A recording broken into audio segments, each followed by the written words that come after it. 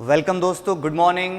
Arts पाठशाला के इस ऑनलाइन प्रोग्राम में आप सभी लोगों का मैं विवेक वाजपेयी स्वागत करता हूं। जैसा कि पिछले क्लास के सेशन में आप सभी लोगों ने देखा था कि हिंदी के टोटल सिलेबस को हमने डिस्कस किया था और मैं एक बार उसका रिव्यू देना चाहूँगा।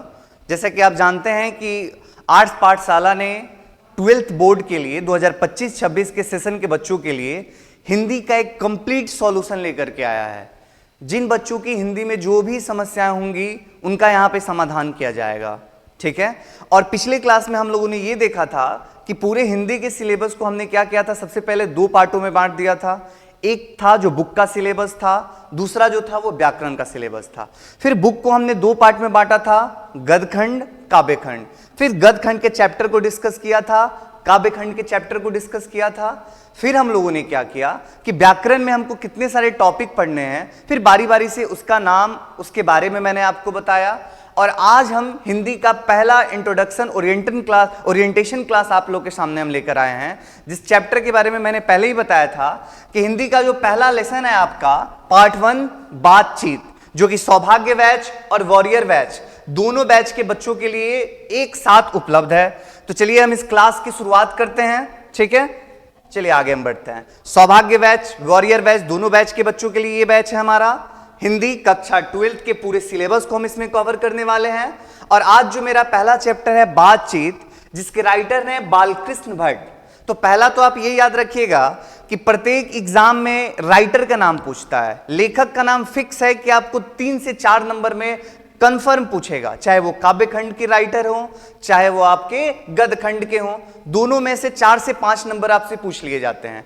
तो जिस भी चैप्टर को हम लोग शुरू करेंगे तो आप राइटर का नाम बहुत अच्छे से एक बार याद कर लीजिएगा। तो आप सबको याद हो गया होगा कि बातचीत के जो हमारे राइटर हैं, कौन है राइटर इसके? बालकृष्ण भट्ट। कौन है इसके राइटर? बालकृष्ण भट्ट।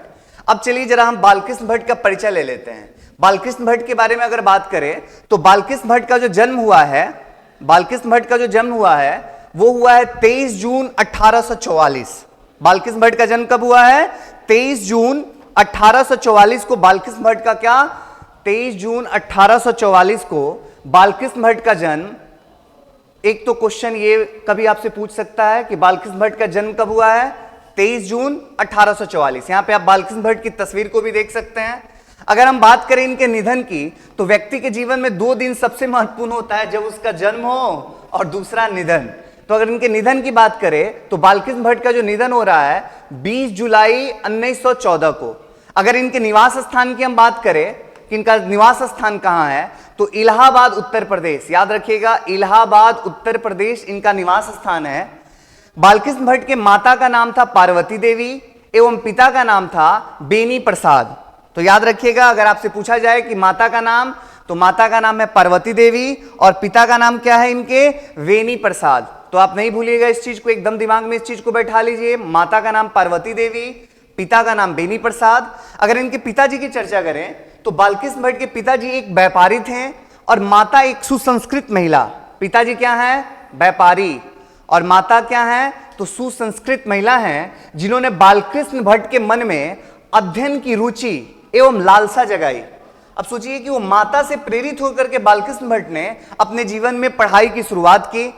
अगर इनके बालकृष्ण भट्ट की अगर शिक्षा की बात की जाए तो प्रारंभ में संस्कृत का अध्ययन किया। आप जानते हैं कि हम बनारस के जितने सारे क्षेत्र हो गए, इलाहाबाद के जितने सारे क्षेत्र हो गए, उस समय संस्कृत की शिक्षा बड़े पैमाने पर दी जाती थी। तो इन्होंने शिक्षा की शुरुआत संस्कृत के अध्ययन से की और 1867 ईस्वी में प्रयाग के मिशन कॉलेज में, याद रखिएगा प्रयाग वर्तमान में इलाहाबाद को ही बोला जाता है, प्रयाग के मिशन कॉलेज में एंट्रेंस की परीक्षा दी। उस समय मैट्रिक एग्जाम को एंट्रेंस का एग्जाम कहा जाता था। अगर इनकी वृत्ति की बात करें, वृत्ति का मतलब होता है पेशे की बात करें, तो बालकृष्ण भट्ट का जो पेशा है 1869 से लेकर के 1875 तक ये प्रयाग के मिशन कॉलेज में अध्यापन का काम किए। सोचिए, जिस कॉलेज से इन्होंने एंट्रेंस की परीक्षा पास की थी उसी कॉलेज में इन्होंने अध्यापन करने का काम किया। कब से कब? 1869 से 1875 तक। 1885 के प्रयाग के सीएवी स्कूल में संस्कृत का अध्यापन भी इन्होंने कराया, संस्कृत पढ़ाने का काम किया। और 1888 में प्रयाग की कायस्थ पाठशाला इंटर कॉलेज के अध्यापक क्या हो गए? यहां पे वो 1888 में अध्यापक नियुक्त हो जाते हैं। लेकिन चूंकि इनके जीवन में एक बड़ी समस्या थी ये स्वभाव से थोड़े से क्या थे, उग्र थे, और उग्र स्वभाव के कारण इन्हें अपनी नौकरी बीच में ही क्या करनी पड़ी, छोड़नी पड़ी। और जब इन्होंने अपना नौकरी त्याग दिया, नौकरी छोड़ दिया, तो इन्होंने एक नया पेशा शुरू किया, लेखन का कार्य। क्योंकि बचपन से ही साहित्य के प्रति इनकी रुचि जो थी वो काफी ज्यादा थी, जो कि इनको अपने मां पक्ष से मिला था। मां के प्रेरणा से ही ये शिक्षा में आगे बढ़ने का काम किए थे, और इन्होंने एक नया काम शुरू कर दिया, लेखन का कार्य शुरू कर दिया, और उसी लेखन पे ही इनकी आजीविका पूरी तरह से क्या हो गई, निर्भर हो गई। अब चलिए थोड़ी सी हम कुछ विशेष परिस्थितियों को भी ले लेते हैं कि इनके जीवन में कुछ क्या क्या विशेष परिस्थितियां आई। तो चलिए थोड़ा सा विशेष परिस्थिति देख लिया जाए। अगर इनके जीवन की विशेष परिस्थिति देखें तो आप सब जानते हैं कि इंसान के जीवन की जो सबसे बड़ी विशेष परिस्थिति आती है वो उस समय आती है जब उसके जीवन में कोई घटना घट जाए। इनके साथ भी कुछ वैसा ही हुआ। पिता के निधनोपरांत पैतृक व्यापार संभालने के नाम पर गृह कलह का सामना करना पड़ा, जैसा कि हर घर की समस्या है। अगर जब तक पिता जिंदा रहते हैं भाइयों में बड़ा ही प्यार रहता है, दुलार रहता है, लेकिन पिता की मृत्यु के बाद परिस्थितियां बदल जाती हैं, और इसी परिस्थिति का सामना हमारे बालकृष्ण भट्ट साहब को भी करना पड़ रहा है। जैसे इनके पिता की मृत्यु हुई, जो पैतृक व्यापार था, पिताजी का इनका पूरा बहुत बड़े पैमाने पे बिजनेस था, जो कि हमने पहले ही देखा था। पैतृक व्यापार को संभालने के नाम पे भाइयों में कलह शुरू हो गया, और इनको उस कलह का सामना करना पड़ा, और जिसके कारण इन्होंने अपना पैतृक घर जो है वो छोड़ दिया, और आर्थिक संकटों से जूझते हुए हिम्मत से काम लिया, और साहित्य में प्रति समर्पित हो गए। अब देखिए, लेखन का कार्य तो पहले ही नौकरी छोड़ने के बाद इन्होंने शुरू कर दिया था। पिताजी की मृत्यु हुई, एक बड़ा सा व्यापार था इनके पिताजी का, लेकिन भाइयों में उस व्यापार पर अधिकार के लिए आपस में कलह शुरू हो गया।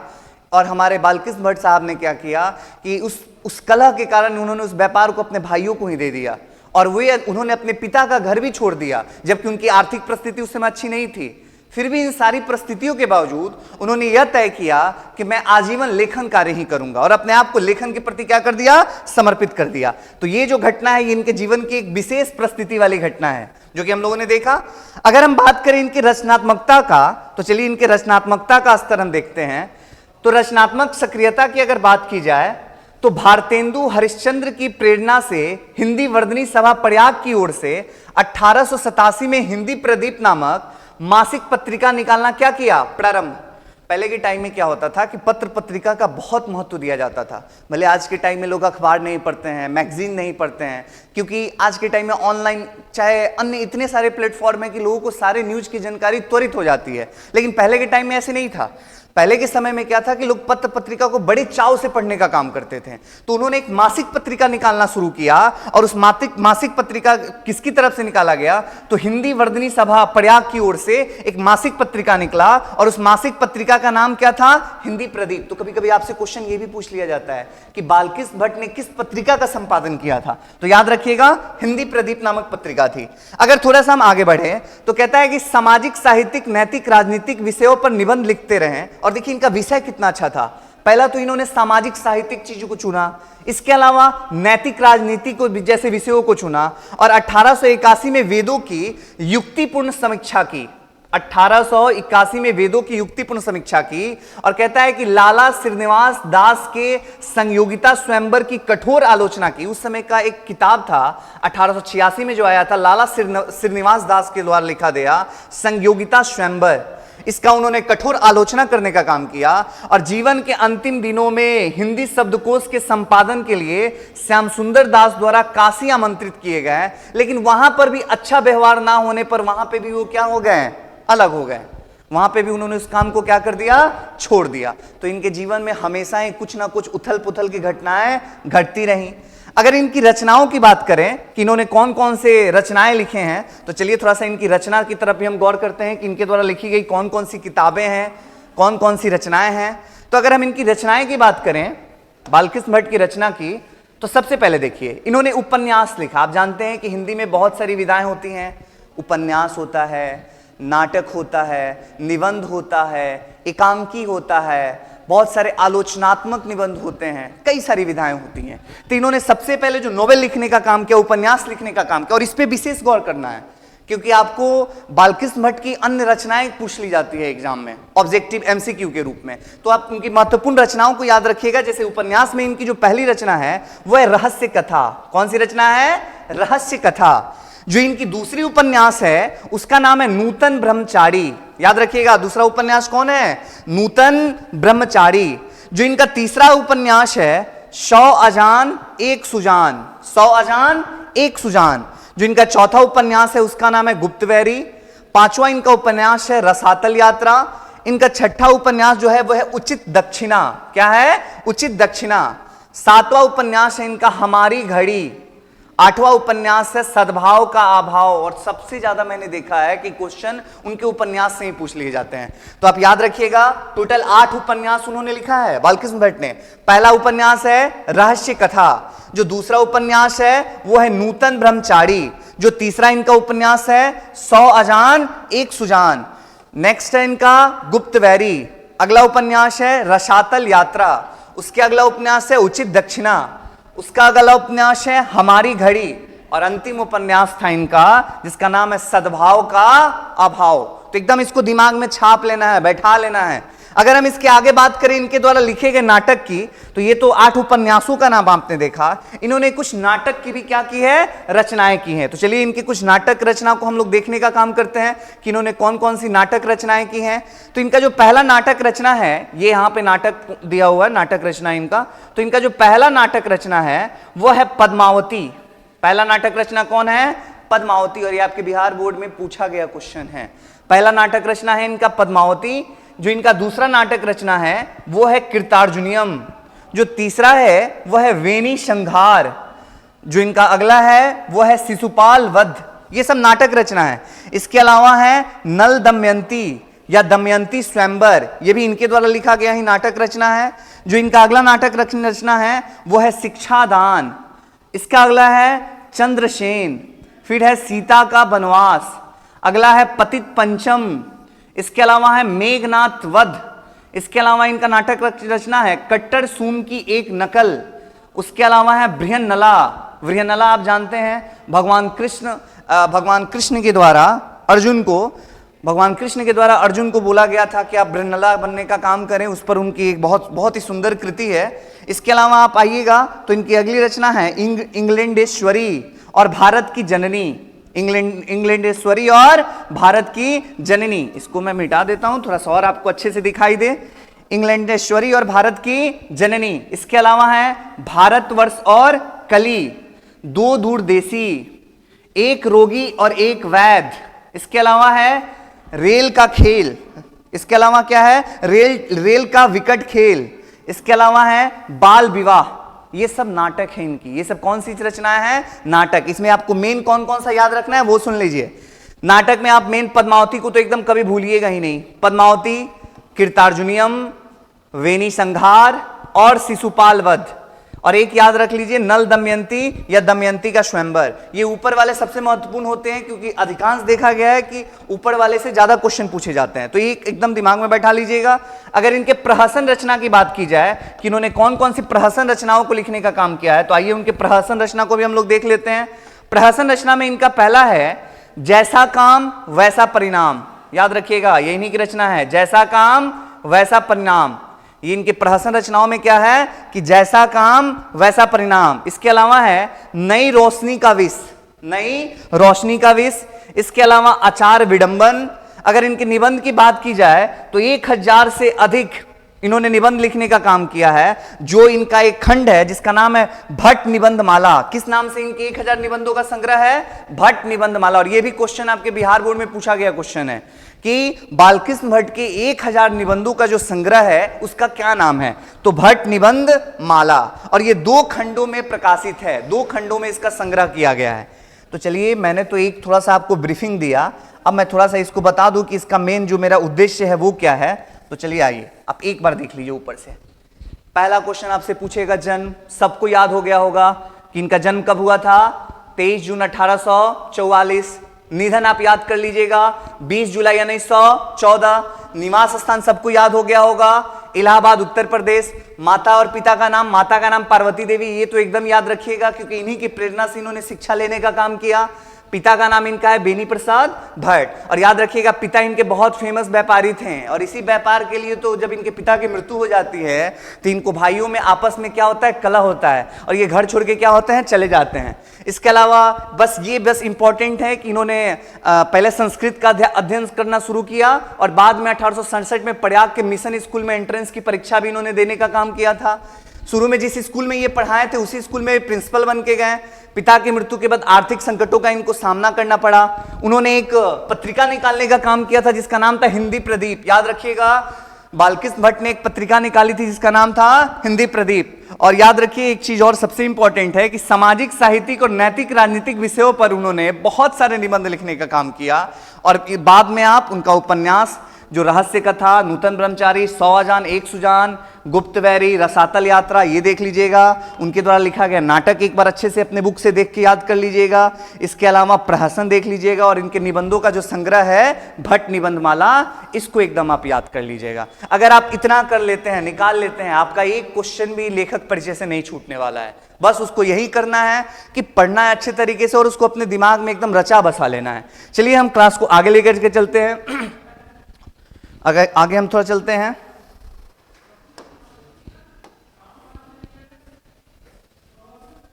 स्लाइड को आगे बढ़ाते हैं। स्लाइड, चलिए स्लाइड मेरा आगे बढ़ गया, कुछ टेक्निकल इशू था, स्लाइड आगे बढ़ गया। अब चलिए थोड़ा सा लेखक के बारे में थोड़ा सा हम और जान लेते हैं कि इन्होंने अपने जीवन में और क्या क्या इनकी उपलब्धियां रही हैं। अगर बात करें इनके व्यक्तित्व की, आप लोगों को दिख रहा होगा, नहीं अगर कभी दिखने में दिक्कत हो तो आप बुक भी खोल सकते हैं। व्यक्तित्व लेखन में इनकी नवीन धरातल, नवीन दिशा और एक नया रंग रूप और इन्होंने आकार देने का काम किया था। निश्चय ही माता में ये युगांतकारी कार्यों में एकाकी थे।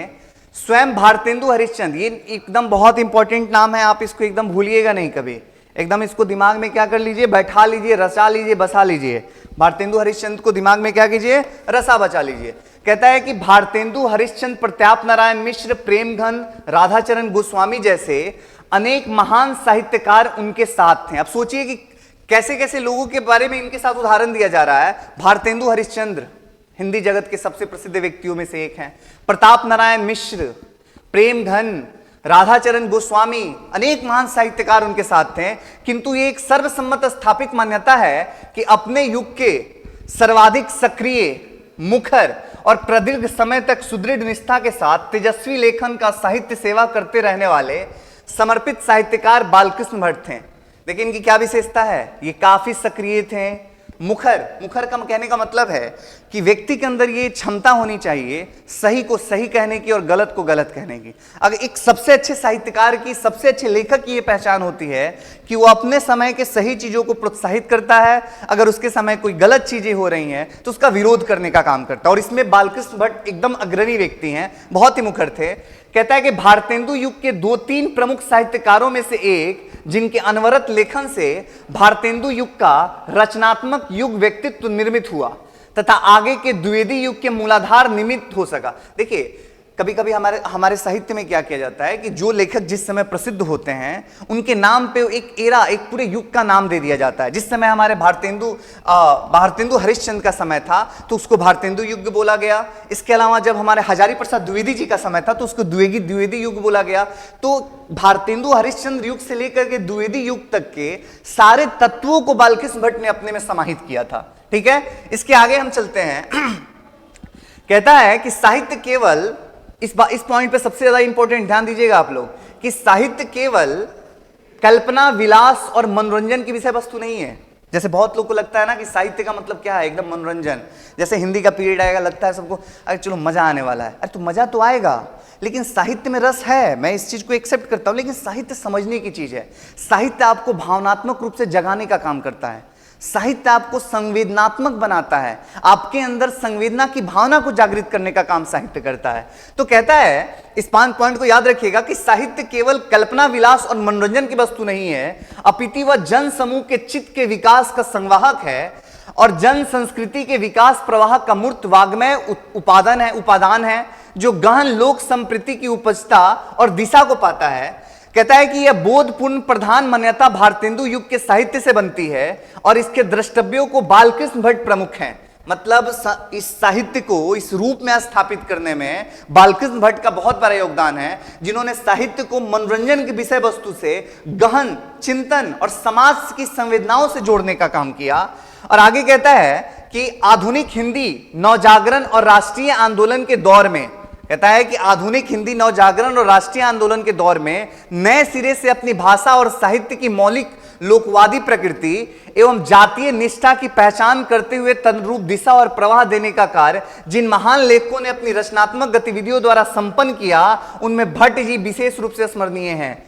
कहने का मतलब है कि जिस समय हमारा समाज जातिगत भावनाओं से त्रस्त था, उस समय जातिगत भावनाओं को समाप्त करने के ऊपर इनके बहुत सारे लेख प्रकाशित हुए थे।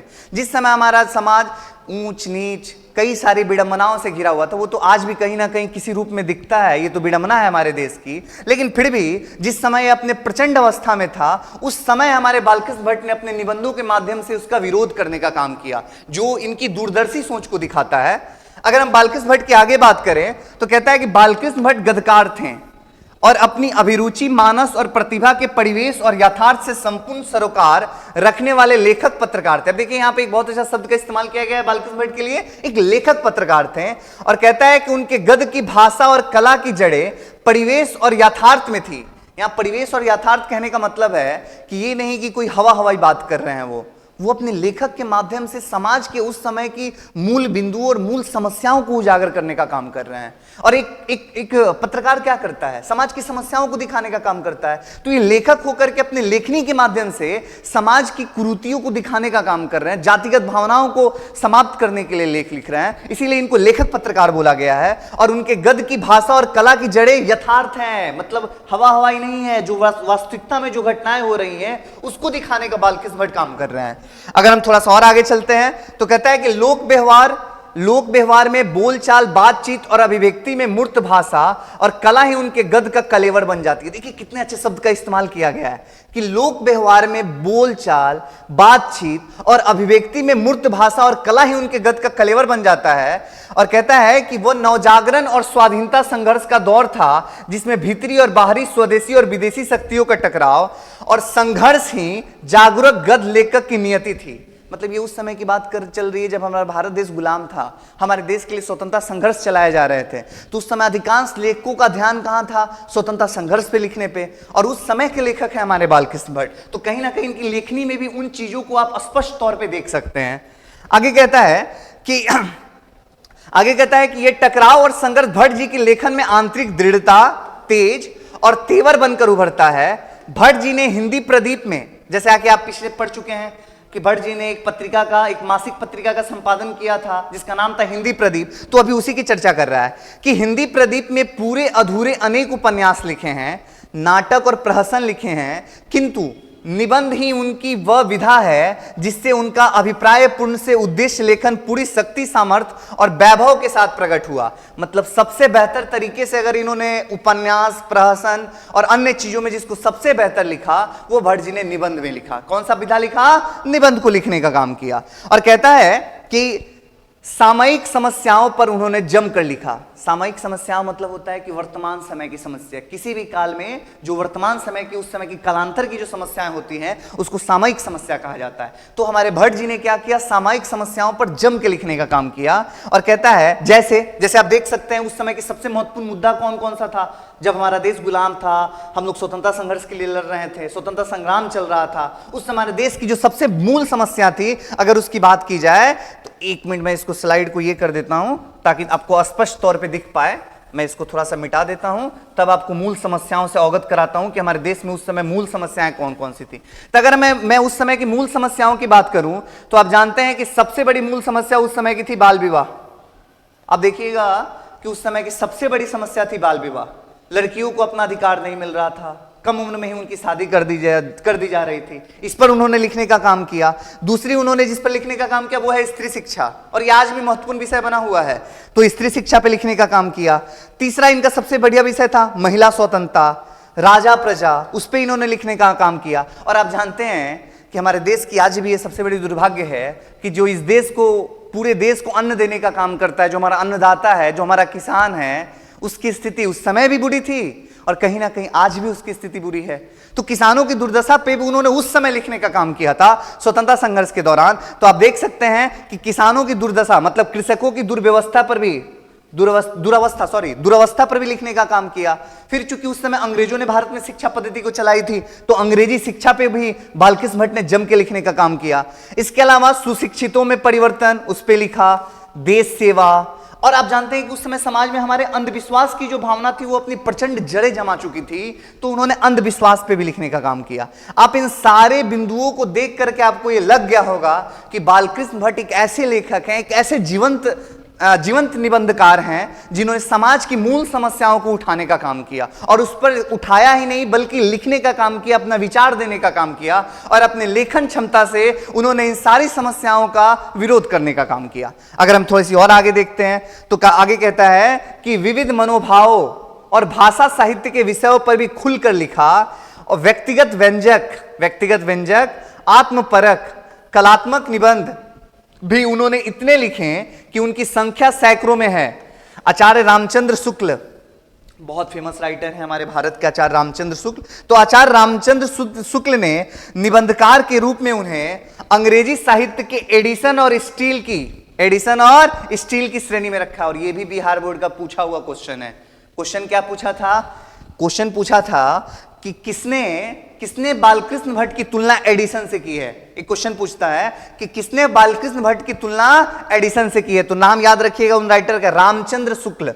आचार्य रामचंद्र शुक्ल ने बालकृष्ण भट्ट की तुलना एडिशन से की है। एकदम दिमाग में अभी फिट बैठा लीजिए, 1 नंबर बन रहा है आपका, 1 नंबर का एमसीक्यू एकदम तैयार हो रहा है कि आचार्य रामचंद्र शुक्ल ने इनकी तुलना एडिशन से की है। और कहता है कि यहां जो हम चैप्टर पढ़ने वाले हैं बातचीत, तो यहां प्रस्तुत बातचीत शीर्षक निबंध में उनके निबंधकार व्यक्तित्व और निबंध कला के साथ साथ भाषा शैली आदि को अभिव्यक्ति करता है। और प्रस्तुत निबंध भट्ट जी की बात के ऊपर कही गई बातों को सहजता से पुष्टि करता है और साथ ही साथ उनकी सहजता को प्रमाणित करने का काम करता है। अगर इस टोटल तथ्यों की बात करें तो हमने ये देखा कि बालकृष्ण भट्ट एक ऐसे व्यक्ति हैं जिनके जीवन में जीवन भर संघर्ष चलता रहा है। आप अगर बात करें उनके बचपन की, संस्कृत से अध्ययन किया, एंट्रेंस की एग्जाम पास की, आगे चल करके जिस स्कूल से वो पास किए उसी स्कूल में अध्यापन का काम किया, फिर आगे चल के इलाहाबाद में आचार्य प्रोफेसर बनने का काम करते हैं। फिर आगे चल के कुछ मनमुटाव होने के कारण वो भी काम उनका छूट जाता है, पिताजी की मृत्यु होती है, असामयिक मृत्यु के कारण व्यापार को लेकर भाइयों में कलह होता है, आर्थिक संकट से जूझते हैं, अंत में निर्णय करते हैं कि मैं अपनी आजीविका लेखनी से ही चलाऊंगा। और उस समय की कालांतर की परिस्थितियों पे जितने अच्छे अच्छे निबंध बालकृष्ण भट्ट साहब ने लिखे हैं जो कि आपके सामने हैं, इन सब निबंधों को देखकर यही लगता है हमें कि ऐसा व्यक्तित्व और ऐसा सहज व्यक्तित्व का साहित्यकार हमें फिर देखने को नहीं मिलने वाला है। तो आइए बालकृष्ण भट्ट के इस चैप्टर बातचीत को हम शुरू करते हैं अगले स्लाइड में, और हम जानते हैं कि इस चैप्टर से कौन कौन से ऑब्जेक्टिव क्वेश्चन आ सकते हैं, क्या क्या इंपॉर्टेंट हो सकता है, उसका मैं एक स्लाइड दिखाता हूं आप लोग को।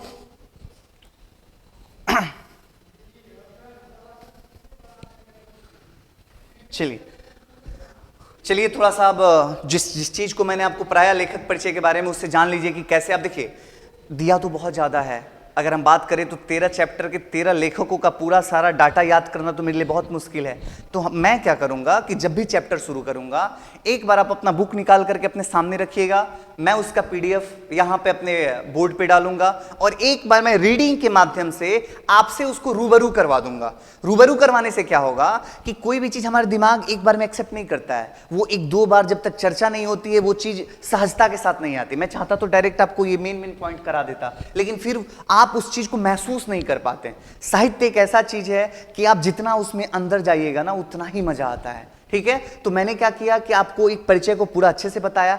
अब आपके लिए एग्जाम के लिए क्या क्या चीज इसमें से इंपॉर्टेंट हो सकता है, इस जो चैप्टर है बालकृष्ण भट्ट का बातचीत, उसमें से क्या क्या मेन जो अब तक पूछा गया है पीवाईक्यू के पैटर्न पे, तो उसमें सबसे पहले हम अगर बात करें इनके परिचय की तो इनका नाम तो आप देख ही रहे हैं, लेखक के बारे में राइटर क्या है बालकृष्ण भट्ट। इनका जन्म एकदम याद रखना है, कभी कभी जन्म से क्वेश्चन पूछ लेता है। तो 23 जून 1844 को इनका जन्म हुआ था।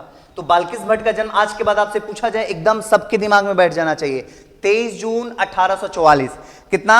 23 जून 1844। एकदम दिमाग में एकदम बैठा लीजिए कि इनका जन्म जो हुआ था वो 23 जून 1844 को हुआ था। 23 जून 1844 को इनका जन्म हुआ था। ठीक है, तो एकदम दिमाग में सबके बैठ गया 23 जून 1844। मैं 2-3 बार रिपीट करूंगा, चिंता मत करना, एकदम याद करा दूंगा बोल बोल के। सेकंड आइए, अगर मैं इनके निधन की बात करूं तो इनका निधन हुआ था 20 जुलाई 1914। निधन कब हुआ था? 20 जुलाई 1914। और जब भी इस टाइप का क्वेश्चन मैं बोलूं ना एक बार रिपीट करने के बाद, तो तुम खुद का आंख बंद करके इमेजिन करो कब हुआ था निधन, तो दिखेगा तुमको 20 जुलाई 1914। जन्म 23 जून 1844, निधन 20 जुलाई 1914। इनका निवास स्थान तो मुझे नहीं लगता किसी को याद करने की जरूरत है, इलाहाबाद उत्तर प्रदेश। निवास स्थान कहां है इनका? इलाहाबाद उत्तर प्रदेश। इनकी महत्वपूर्ण रचनाएं जो मैंने उसी समय आपको बताई थी उपन्यास के रूप में देखिए तो रहस्य कथा, नूतन ब्रह्मचारी, 100 अजान एक सुजान, गुप्त वैरी, रसातल यात्रा, उचित दक्षिणा, हमारी घड़ी, सद्भाव का अभाव। और मैंने देखा है PYQ के बेस पे सबसे ज्यादा क्वेश्चन उनके उपन्यास से उठा के पूछे जाते हैं, तो ये उपन्यास को एकदम दिमाग में फिट ही बैठा लीजिएगा। रहस्य कथा, नूतन ब्रह्मचारी, 100 अजान एक सुजान, गुप्त वैरी, रसातल यात्रा, उचित दक्षिणा, हमारी घड़ी, सद्भाव का अभाव। कुछ इनके नाटक भी एकदम दिमाग में आप बैठा लीजिए। इनके नाटक में कौन कौन सा? तो पद्मावती, ये भी पूछा हुआ क्वेश्चन है।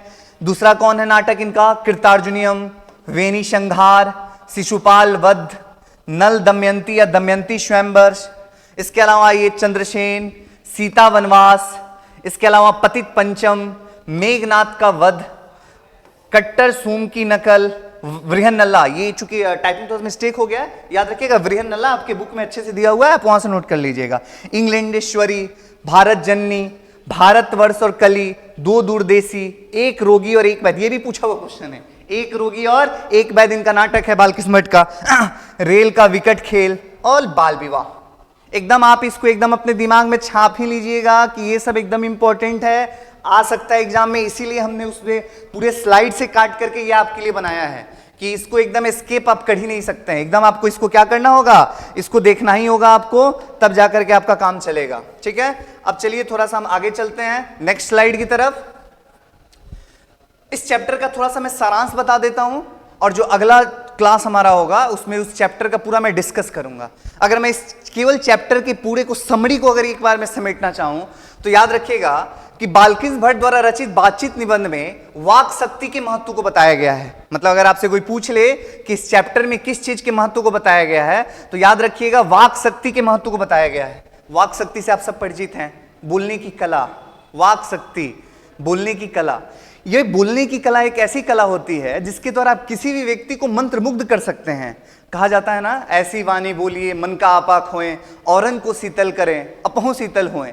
मतलब वाणी में वो मिठास है, वाणी में वो क्षमता होती है जो किसी व्यक्ति को अपनी तरफ आकर्षित कर सकता है, अपनी तरफ खींचे हुए ला सकता है। और वाणी में ऐसी भी कंडीशन होती है, दशाएं होती हैं, क्षमता होती है कि कोई व्यक्ति बोला नहीं, दूसरा व्यक्ति गुस्सा से एकदम आग बबूला भी हो सकता है। तो वाक शक्ति सबसे महत्वपूर्ण व्यक्ति। और याद रखिएगा इस पूरे पृथ्वी की सबसे बड़ी विशेषता है कि भगवान ने हम मनुष्यों को, ईश्वर ने, प्रकृति ने हम मनुष्यों को वाक शक्ति प्रदान किया है, बोलने की क्षमता प्रदान की है।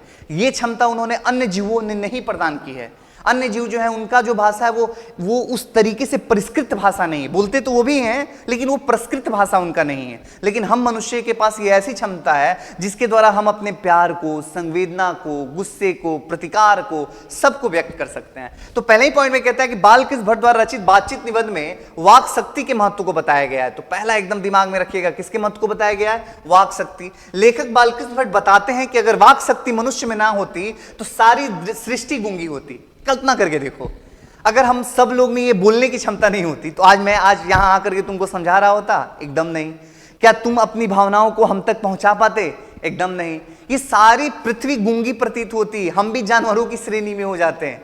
तो कहीं ना कहीं प्रकृति ने हमें बहुत ही वरदान दिया है वाक शक्ति के रूप में। फिर कहता है कि वाक शक्ति के बिना हम अपनी भावनाओं को किसी के सामने प्रकट कर पाते हैं और ना ही उनके भावनाओं को जान पाते हैं। अगर ये वाक शक्ति नहीं होती तो कोई व्यक्ति अपने भावना को, इमोशन को एक दूसरे से नहीं बता पाता, ना ही वो अपनी फीलिंग को, ना ही वो अपने अन्य चीजों को कभी भी एक्सप्रेस कर पाता। कहता है कि इसके अभाव में हम अपने सुख दुख का अनुभव दूसरी इंद्रियों द्वारा करते हैं। जैसे अभी क्या होता है कि हम बहुत ज्यादा कुछ अच्छा हमारे साथ होता है तो हम बोलते हैं ना सामने वाले को जाकर, आज मैं बहुत खुश हूं। चाहे हो सकता है कि चिल्ला चिल्ला के हम, जैसे अभी इंडिया चैंपियंस ट्रॉफी जीती, मैं पटना में था और मुझे लगभग 10-15 मिनट तक पूरे पटना में ऐसी शोरगुल की आवाज थी, मतलब आप कल्पना भी नहीं कर सकते हो, इतनी ज्यादा तेज थी। सब लोग चिल्ला रहे थे, वो खुशी से झूम रहे थे, इंडिया इंडिया चिल्ला रहे थे। तो वो क्या है, वो अपनी खुशी को व्यक्त कर रहे थे। तो कहीं ना कहीं उनके पास ये वाक शक्ति है जिसके द्वारा अपनी भावनाओं को व्यक्त कर सकते हैं। जरा कल्पना करो कि अगर ये वाक शक्ति नहीं होती तो वो अपनी इंद्रियों द्वारा केवल क्या कर पाते, केवल वो चेहरे पे एक मुस्कान ला पाते, लेकिन क्या वो अपनी भावनाओं को पूरी तरह से स्पष्ट कर पाते हैं? तो वो उस अनुपात में नहीं कर पाते। फिर कहता है इस वाक शक्ति के अनेक फायदों में स्पीच और बातचीत दोनों है, लेकिन स्पीच से बातचीत का ढंग निराला बताया गया है। स्पीच से बातचीत का ढंग क्या है? निराला है। स्पीच का उद्देश्य सुनने वाले के मन में जोश और उत्साह पैदा करना होता है, पर घरेलू बातचीत मन रमने या दिल जीतने का ढंग है। अब देखिए क्या है स्पीच, क्या होता है? तो स्पीच एक ऐसी शैली होती है जिसमें व्यक्ति को क्या सबसे ज्यादा फोकस क्या कहता है, वो व्यक्ति वो फोकस करता है कि सामने वाले को क्या करना है कि एकदम जोश से भर देना है। जैसे हम कहते हैं ना कि 26 जनवरी 15 अगस्त पे हम भाषण दे रहे हैं, स्पीच दे रहे हैं, ना कि बातचीत होता है। मंच पे जो बच्चे आते हैं 26 जनवरी और 15 अगस्त को, तो वो क्या देते हैं? स्पीच देते हैं, भाषण देते हैं। और भाषण की सबसे बड़ी विशेषता होती है कि वो लोगों में उत्साह और जोश पैदा करने का काम करता है। लेकिन बातचीत क्या होता है? बातचीत से जैसे हम अपने दोस्तों से करते हैं, घंटों बैठे हुए हैं, हाँ बोलो ना भाई क्या हो रहा है, अरे क्या चल रहा है, तुम बताओ। मतलब बातचीत का एक अलग ही निराला अंदाज है जिसमें हम अपनी भावनाओं को, इमोशन को, सबको डाल करके एकदम खुले दिल से हंसने का काम करते हैं, बिना झिझक के अपनी बातों को कहने का काम करते हैं। लेकिन क्या स्पीच में हम ऐसा कर सकते हैं? तो नहीं। तो दो शैली हो गया बात, एक हो गया स्पीच और दूसरा हो गया एकदम सामान्य बातचीत।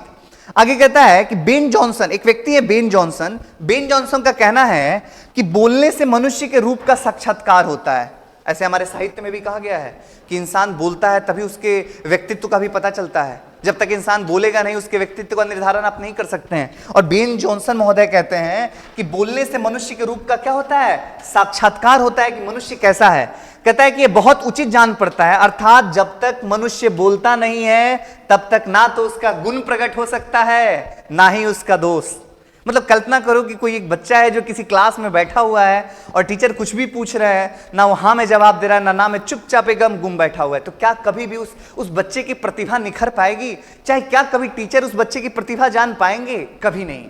क्योंकि जब तक आप बोलिएगा नहीं तब तक ना तो आपका गुण पता चलेगा ना आपका दोष पता चलेगा। तो बोलने से ही व्यक्ति के व्यक्तित्व का भी पता चलता है। ठीक है, तो प्रकृति का सबसे बड़ा ये गुण है जो प्रकृति ने हमें मनुष्य को दिया है, वो है हमारी बोलने की क्षमता, वाक शक्ति। चलिए हम थोड़ा सा और आगे बढ़ते हैं, इस पे चलते हैं हम थोड़ा सा अगली स्लाइड की ओर। अब आते हैं एडिसन महोदय का एक स्टेटमेंट है, उसको देखते हैं। एडिसन महोदय ने बातचीत के बारे में क्या कहा है। तो कहता है कि एडिसन का मत है असली बातचीत सिर्फ दो व्यक्तियों के बीच में हो सकती है। एडिसन महोदय कहते हैं कि जो असली बातचीत होती है उसके लिए दो व्यक्ति चाहिए, 3 और 4 लोगों के बीच बातचीत बस फॉर्मेलिटी बन जाती है। आप कल्पना करो कि आप अपने किसी बहुत बेस्ट फ्रेंड के साथ बैठे हो, क्या तुम किसी प्रकार के भाषा के लिहाज करते हो? एकदम नहीं।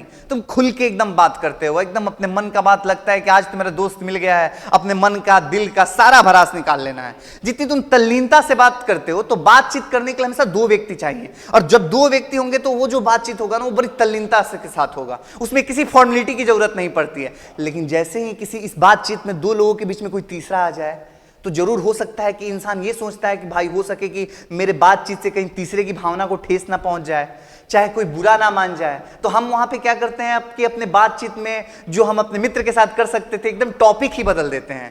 तो कहीं ना कहीं उस बातचीत में एक नया भावना आ जाता है जिसको हम लोग बोलते हैं फॉर्मेलिटी। और इस सबसे तो आप लोग परिचित हैं, देखते हैं जब दोस्त आपका कुछ अच्छा बोलने लगे तो आप उसको तुरंत कुछ ऐसा बात करके कहते हैं कि भाई फॉर्मेलिटी मत निभाओ, दोस्ती में फॉर्मेलिटी नहीं होते हैं। तो बातचीत हमेशा दो लोगों में संजीदगी के साथ हो सकता है, लेकिन जैसे ही 3-4 लोग बातचीत में शामिल होंगे तो वो बातचीत क्या कहलाती है? फॉर्मेलिटी। और ये किसका मत है? तो ये एडिसन का मत है। आगे कहता है कि गौरव और संजीदगी के लक्ष्य से सनी होती है यूरोप के लोगों में बात करने का हुनर बहुत अच्छा। अब जैसे देखो यहां पे एक टॉपिक बताया कि सबसे ज्यादा अच्छा हुनर कहां के लोगों में बात करने की है, तो यूरोप के लोगों में। यूरोप के लोगों में बात करने की जो हुनर देखी जाती है वो बड़ी अच्छे तरीके से, क्योंकि वो देखना यूरोप के लोगों में एक चीज और देखना, तुम पहले तो एकदम तुमको कोट पैंट एकदम सूट पहने हुए टाई बेल्ट लगाए हुए बड़ी सज्जन टाइप से वो लोग आते हैं, और उनकी जो बात करने की जो शैली होती है वो भी काफी सजनता से बड़ी होती है। कहता है आगे कि यूरोप के लोगों में बात करने का हुनर बहुत अच्छा है, जिसे आर्ट ऑफ कन्वर्सेशन बोला जाता है। सोचो, यूरोप के लोग जो बात करने का उनके हुनर है उसको एक नाम दिया गया जिसको बोला गया आर्ट ऑफ कन्वर्सेशन, बातचीत करने का तरीका या बातचीत करने की कला, आर्ट ऑफ कन्वर्सेशन। तो ये भी क्वेश्चन पूछा हुआ है बिहार बोर्ड में, यूरोप के लोगों में जो बातचीत करने का हुनर है उसे क्या बोला जाता है, तो उसको बोला जाता है आर्ट ऑफ कन्वर्सेशन। और तुमको यकीन नहीं होगा कि भारत में और विश्व में सभी देशों में लोग आर्ट ऑफ कन्वर्सेशन सीखते हैं कि हम अपने बातचीत को कैसे निखार सकते हैं, हम अपने बातचीत में कैसे इंप्रूवमेंट कर सकते हैं, कैसे किसी बात को बड़ी संजीदगी से कह सकते हैं, उसी को बोला जाता है आर्ट ऑफ कन्वर्सेशन। कहता है कि इतने चतुराई से बात करते हैं यूरोप के लोग कि सुनने वाले उनसे बहुत जल्दी क्या हो जाते हैं, प्रभावित हो जाते हैं। बातचीत करने की यही तो कला है कि सामने वाले को ये तुरंत अट्रैक्ट कर लेता है, प्रभावित कर देता है।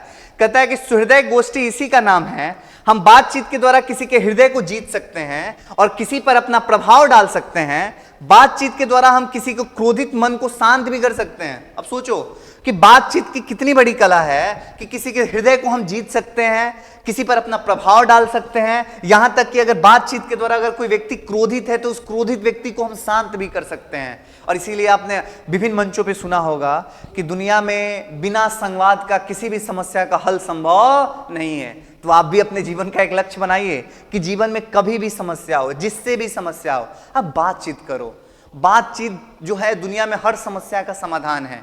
कभी भी संघर्ष, हिंसा किसी समस्या का समाधान नहीं हो सकता, क्योंकि आपने ये भी देखा होगा कि चाहे वो प्रथम विश्व युद्ध हो चाहे द्वितीय विश्व युद्ध हो, हर विश्व युद्ध के बाद एक मीटिंग हुई, एक सम्मेलन हुई, संवाद हुआ, बातचीत हुई कि क्यों ऐसा हुआ। तो जब हम जानते हैं कि किसी भी समस्या का समाधान बातचीत ही है, तो क्यों ना हिंसा की जगह हम पहले बातचीत कर लें। और इस चैप्टर में बालकृष्ण भट्ट यही बताते हैं कि दुनिया में हर समस्या का समस्या का समाधान है वो संवाद, बातचीत। आगे आइए, आगे कहता है कि कहा जाता है कि हमारी जीवा कैंची की समान चलती है। अगर हम इसका सही उपयोग करें तो बातचीत द्वारा सारी दुनिया के साथ हम अपने अजय शत्रु, जिस पर हम विजय नहीं पा सकते हैं, उसको भी बिना प्रयास जीते अपने वश में कर सकते हैं। और इसीलिए वाक शक्ति परमात्मा का दिया हुआ जो है वो सबसे ज्यादा क्या है, परम उपहार है। लास्ट लाइन पे आप गौर करना, अगर हम इसका सही उपयोग करें तो बातचीत द्वारा सारी दुनिया के साथ हम अपने अजय शत्रु, जिस शत्रु से हम कभी जीत नहीं सकते हैं युद्ध में, यहां बात सार्वभौमिक हो रही है, पूरे विश्व को लेकर के हो रही है, जिसमें हम कभी विजय नहीं प्राप्त कर सकते हैं युद्ध के द्वारा, उस व्यक्ति को भी हम क्या कर सकते हैं, बातचीत से जीत सकते हैं। इसका एक बड़ा अच्छा एग्जांपल आप याद करो, आपने बचपन में एक चैप्टर पढ़ा था उंगली मार डाकू, आप सबने पढ़ा होगा उंगली मार डाकू, जिसमें गौतम बुद्ध जो होते हैं एक सड़क से जाते हैं, एक जंगल से होकर के गुजरते हैं, और वहां पे अंगुलीमार नाम का एक डाकू होता है। अब सोचो गौतम बुद्ध अगर उस अंगुलीमार डाकू से युद्ध करने जाते तो क्या कभी वो उस अंगुलीमार डाकू को हरा पाते? नहीं हरा पाते। लेकिन उन्होंने अपने चंद बातों के द्वारा उस अंगुलीमार डाकू का हृदय परिवर्तन कर दिया। बस उन्होंने एक ही एग्जाम्पल उसको दिया कि जब उसने महात्मा बुद्ध को मारने की कोशिश की तो महात्मा बुद्ध ने बस एक ही पॉइंट बोला उससे कि तुम एक पेड़ का पत्ता तोड़ के लाओ। तो बेचारा पत्ता तोड़ के लाता है, और जब उन्होंने पत्ता को अपने हाथ में लिया और बोला कि क्या तुम इसको वापस, उस पत्ते को तुम उस पर जोड़ सकते हो, उसने बोला कि मैं इसको ऐसा नहीं कर सकता हूं। तो उन्होंने कहा कि जब तुम किसी चीज को जोड़ नहीं सकते हो तो तोड़ने का अधिकार तुमको किसने दिया? और तुम ये सोचो कि तुम जिनके लिए पाप कर रहे हो, क्या वो तुम्हारे इस पाप में सहभागी हैं या नहीं? बस इतनी सी बात थी, उसने इस चीज को जाना, समझा, और वो गौतम बुद्ध के चरणों में गिर गया। तो जरा सोचो, गौतम बुद्ध उसको तलवार के दम पे कभी भी हरा पाते हैं अंगुलीमार को? एकदम नहीं। लेकिन अपने बातचीत के दम पे उन्होंने अंगुलीमार जैसे डाकुओं को नतमस्तक कर दिया। ये बातचीत में इतनी बड़ी क्षमता होती है, बातचीत में इतनी बड़ी क्षमता है कि ये अपने शत्रु को भी अपना मित्र बना ले, अपने शत्रु को भी अपने पक्ष में कर सकता है। ये क्षमता है बातचीत में, ठीक है। तो यही लास्ट में बोलता है कि इसीलिए वाक शक्ति परमात्मा का दिया हुआ सबसे बड़ा उपहार है, और इस उपहार का उपयोग हमें बड़े ही सोच समझ के करना चाहिए। कभी भी ऐसा बात नहीं बोलना चाहिए जिससे किसी के वाणी को क्या हो, ठेस पहुंचे, ठीक है। थोड़ी सी हम और आगे चलते हैं। नेक्स्ट हम चलते हैं अगले अपने स्लाइड की तरफ। तो आज का जो हमारा क्लास है वो यहीं पे समाप्त होता है। लेकिन क्लास समाप्त करने के पहले मैं कुछ और सूचना दे दूं। आज हमने हिंदी का जो पहला क्लास 12th का किया, जिसमें हमने लेखक परिचय को देखा, और लेखक परिचय से मैंने आपको एक एक पॉइंट बताया, ये भी बताया कि कहां कहां से क्वेश्चन पूछे जा सकते हैं, फिर हमने कैसे कैसे ऑब्जेक्टिव निकल सकते हैं, लेखक परिचय को पढ़ के आप क्या क्या जान सकते हैं। इसके अलावा हमने बातचीत जो अध्याय है उसका आपको सारांश प्रस्तुत किया। ठीक है, अगली क्लास में हम बातचीत चैप्टर को पूरे एक एक पॉइंट को डिस्क्राइब करेंगे। आप बच्चे एकदम परेशान मत होना। बहुत सारे टीचर को हम देखते हैं कि वो लोग केवल इस पे फोकस होता है कि बस ऑब्जेक्टिव करा देना है, ये करा देना नहीं। आपने अगर 100 नंबर का हिंदी लिया है तो आप यकीन मानिए, जिस तरह आप अन्य विषयों पर ध्यान देते हैं, आप प्लीज हिंदी पे भी ध्यान दीजिए। हिंदी एक ऐसा सब्जेक्ट है, एक ऐसा विषय है जो आपको समाज में सम्मान दिला सकता है। कहीं ऐसी सभा हो, ये आपको आर्ट ऑफ कन्वर्सेशन सिखा सकता है। जिस आर्ट ऑफ कन्वर्सेशन की हम बात कर रहे हैं, ये आर्ट ऑफ कन्वर्सेशन सिखाने का काम आपको करेगा, ये आपको जीवंत बनाने का काम करेगा। साहित्य से प्रेम करके देखिए। ठीक है, तो अगली क्लास में हम लोग बातचीत चैप्टर को, पूरे पॉइंट को अच्छे से, एक एक लाइन को, एक एक पैराग्राफ को समझेंगे। और अंत में मैं आपसे ये कहना चाहता हूं कि अगर आपको आर्ट्स पाठशाला के इस सौभाग्य और वॉरियर बैच से किसी प्रकार की कोई भी समस्या हो, किसी प्रकार का समाधान हो, तो मैं इस बातचीत से उसका सॉल्यूशन निकालने का काम करूंगा। तो आप भी हमारे हेल्पलाइन नंबर पे कॉल कीजिए, बात कीजिए, किसी भी प्रकार की समस्या हो, और अधिक से अधिक इस बैच से जुड़ने का काम कीजिए। यह हम लोग का एक नया इनिशिएटिव है। और एक आपने देखा होगा, हमारे आर्ट्स पाठशाला का एकदम टैग लाइन है, एजुकेशन विथ ऑनेस्टी। इसमें आपने गौर नहीं किया होगा तो मैं दिखा दूं, एजुकेशन विथ ऑनेस्टी मतलब हम शिक्षा तो देते हैं पर पूरी ईमानदारी के साथ। और जहां पे ईमानदारी सब जुड़ जाता है ना बाबू, इससे बड़ा कुछ नहीं है। और मुझे तो लगता है कि इस दुनिया में मतलब समझो, शिक्षा से बड़ा जब कुछ नहीं है, तो शिक्षा में सबसे बड़ा चीज, जो सबसे बड़ा योगदान होता है, वो ईमानदारी का होता है। तो हमारा टैग लाइन ही है कि हम आपको शिक्षा देंगे पर पूरी ईमानदारी से देंगे। हम आपको ऐसा नहीं है कि हिंदी में केवल आए और बस बोर्ड पास करने के लिए पढ़ा दें, एकदम नहीं। वो तो हम वो कतई नहीं करेंगे। आपको पूरे कॉन्सेप्ट के साथ एक एक लाइन क्लियर करेंगे। और इसके बाद भी अगर आपकी कोई समस्याएं होंगी तो हम हेल्पलाइन में 1-to-1 मेंटरशिप देने का काम करेंगे। तो आज की क्लास में बस इतना ही। आप सब लोग का बहुत बहुत धन्यवाद इस बैच को देखने के लिए। मिलते हैं अगली क्लास में बहुत जोश के साथ, और फिर हम इस चैप्टर को आगे देखेंगे। बहुत बहुत धन्यवाद आप सभी लोगों का।